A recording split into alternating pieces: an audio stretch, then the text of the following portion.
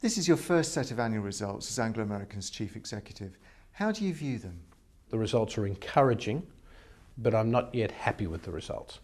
I'm encouraged by the fact that we've made many improvements across the course of the year, particularly in copper, met coal, diamonds, and even iron ore starting to show some positive trends in the last quarter, but not yet where it needs to be. The fact is that we got a 6% improvement in our underlying operating profit. That's encouraging, particularly when one compares commodity prices year to year. That's a good result.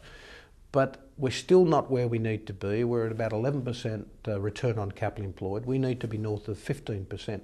So you won't see a smile on the face until we get north of that number. And then we continue on going beyond that. The other thing that concerns me in those results is that we've still got impairments.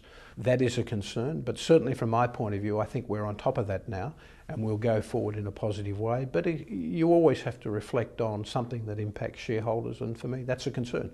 So we're encouraged, but not yet happy. Picking up on the encouraging signs, on the improvements, can you talk us through some of those operational improvements in a bit more detail? Yeah, first I would start with copper.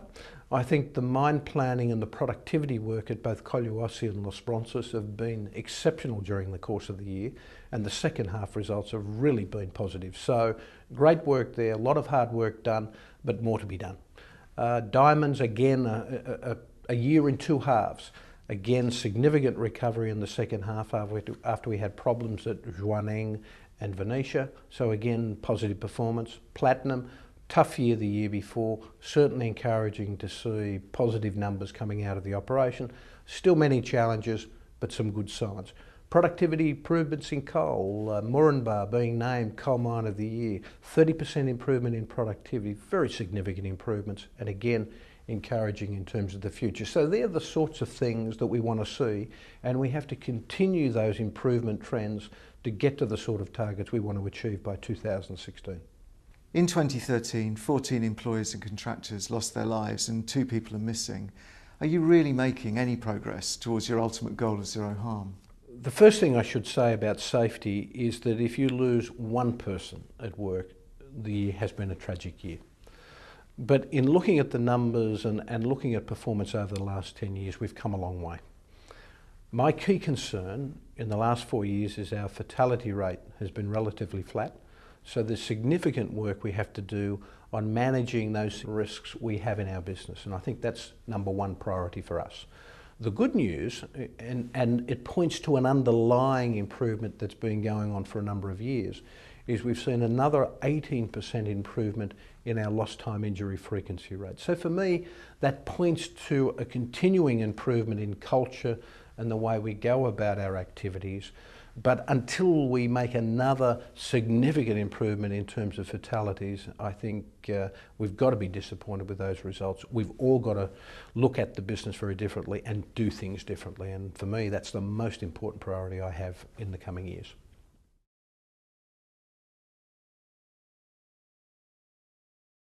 Can you talk through the driving factors behind the financial results for 2013? How much of your performance was due to a weaker South African rand? Clearly, we benefited from the decline of currencies in the countries in which we operate, like South Africa or Australia, and that helped to mitigate the impact of the decline in commodity prices. I also would like to highlight the very strong operational performance across the portfolio of assets outside Sishen. We also got the benefit of the acquisition of De Beers, both in terms of consolidation but also in terms of underlying performance. Special items and impairments mean that you're reporting an accounting loss for the year. Can you explain the impairments and other special items?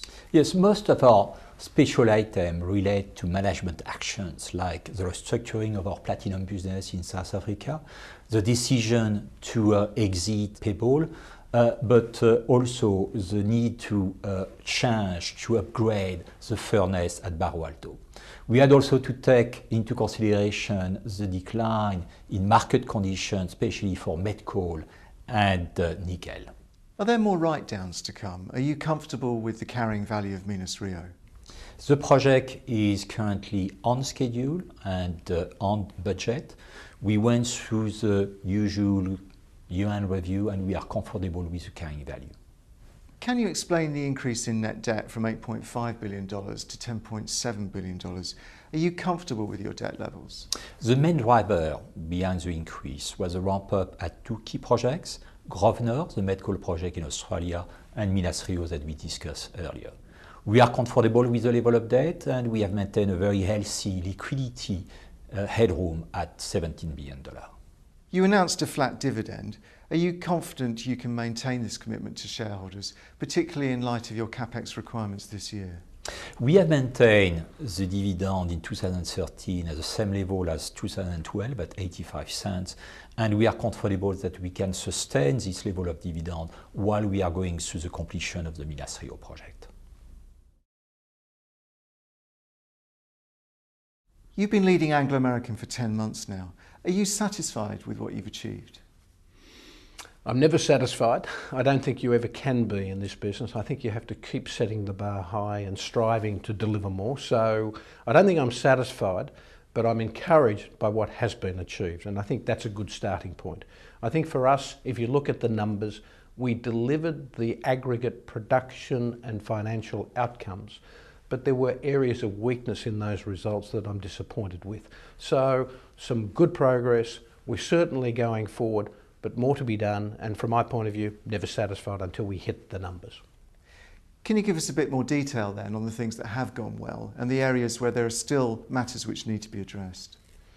Yeah, I think the first thing I should talk to is the discussion around strategy with the board. The fact we talked about the value proposition for being a diversified miner, we quantified what we thought that should be in terms of value to shareholders. And our strategy and our approach has been defined around that conversation. That was very positive, it was constructive, and it provided a point of alignment between the board and the executive. I think that's been very important. At the same time, I've had to make some tough calls, and we've had to make some tough calls around executive roles.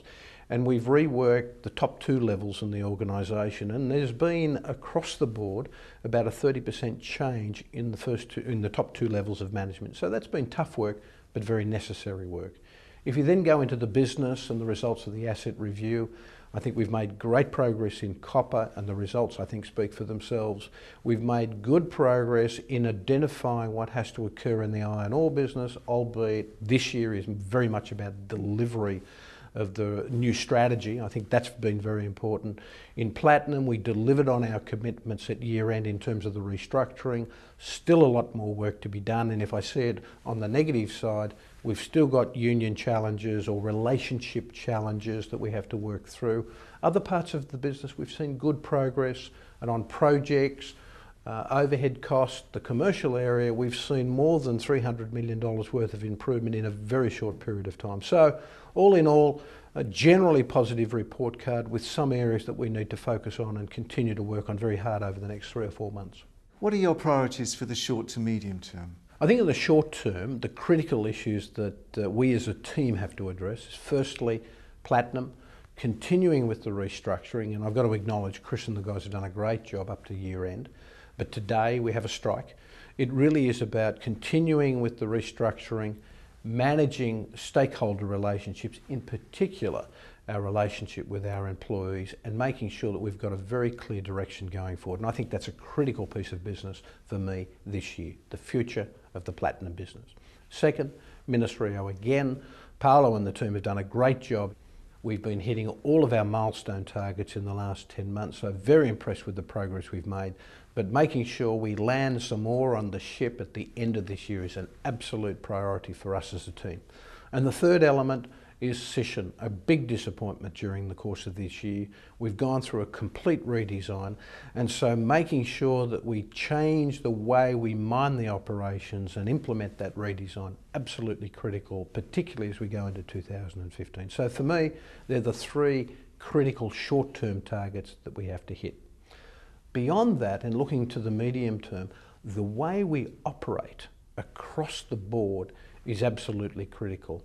No longer can the mining industry rely on good grades and good prices to make sure we deliver a return. We've got to change the nature of the way we do business, eliminate waste, and take a number of pages out of the manufacturing sector, the petrochemical sector, and change the way we operate at a fundamental level. For me, that's the big step change in the medium term that'll help us get to those 2016 targets.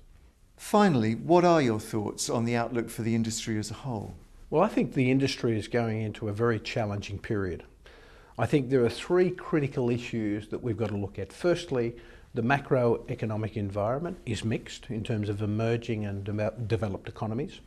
We will likely see volatile commodity prices, and so being effective and understanding those movements in each of the commodities we're in is going to be very important in terms of how we position for success. Secondly, the physical nature of deposits and the fact that the industry hasn't found many new deposits across a whole range of commodities means that unit operating costs are going to increase quite significantly in the next 10 years. And for example, in open cut operations around the world, we'll have to move twice as much material, and I'm talking about the whole mining industry, we'll have to mine twice as much material as we're mining today just to produce the same amount of metals for society that we're using today. So for all of us, that means tremendous pressure on unit costs. The third element is relationship with stakeholders. Across the globe, our relationship with local communities, NGOs, governments has been strained at best. And so I think those companies that can manage those relationships and create real partnerships are the ones that will be successful. So for us, long-term strategy has to be about addressing those three critical issues: the efficiency of our operations and innovation, the ability to position ourselves in each of those commodities and each of those jurisdictions in an effective way, and ultimately to make sure that we're creating real partnerships for the future. And for us, I think that's going to be the key for us to be successful as a company in the mining industry.